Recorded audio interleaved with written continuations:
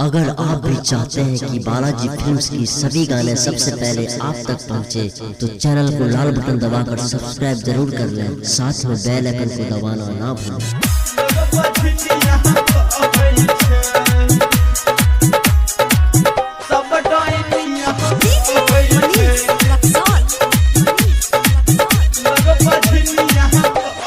छठी माई ये गो बेटा के बिना लग बछनिया कहै छै।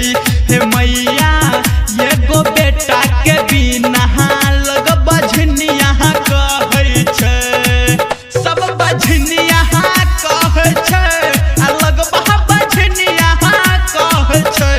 त टोला मोहल्ला के लगबा सब डैनिया कहै छै।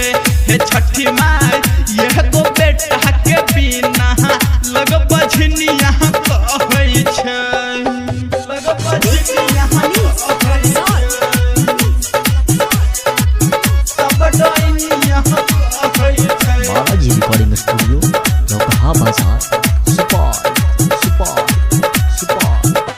तना नदी सासु मारै छै ताना, हमारा खाइल न जाइ छै खाना। हे छठी माई खाइल न जाइ छै खाना।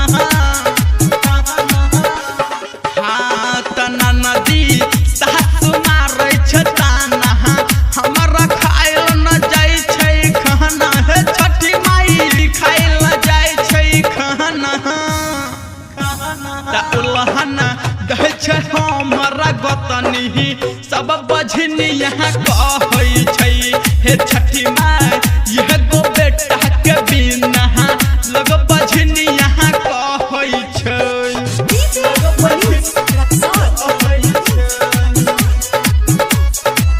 सब डैनिया कहै छै। बालाजी रिकॉर्डिंग स्टूडियो, लोकहा बाजार, सुपौल।